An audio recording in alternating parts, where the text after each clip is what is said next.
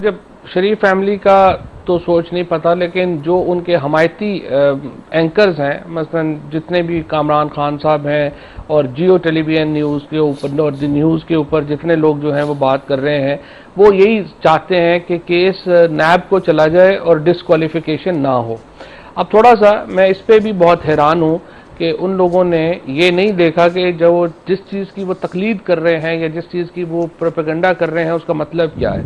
पहली बात तो यह है कि नवाज शरीफ साहब का केस अगर नैब को भेजा जाता है तो उसका मतलब यह है कि जो 3 स्टेजेस हैं नैब की, पहली इंक्वायरी है, फिर इन्वेस्टिगेशन है और फिर कोर्ट का ट्रायल है।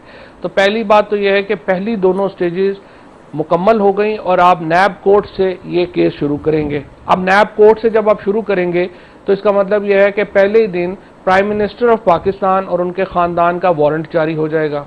अब वारंट के बाद आपके पास 2 रास्ते हैं, या आप गिरफ्तार होंगे या आप बेल कराएंगे। नैब के लॉ में बेल की प्रोविजन नहीं है, लिहाजा आप हाई कोर्ट में जाकर रिट करेंगे और अपनी बेल करेंगे।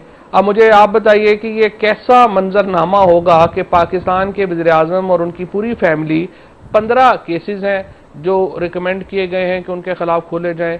अब वो 15 पटिशन्स में हर जगह जाएंगे और अपनी बेलें कराते हुए फिरेंगे, तो पाकिस्तान की हुकूमत कैसे चलेगी जब वज़ीर-ए-आज़म हर वक्त हाई कोर्ट में ही खड़ा हुआ होगा अपनी बेल के लिए। फिर ये क्रिमिनल केस है जहां पर आपको खुद हर पेशी के ऊपर अपीयर होना है, अनलेस कोर्ट जो है वो फिर बाद में आपको एग्जेम्पशन की अपील देंगे, एग्जेम्पशन आपको ना दे दे।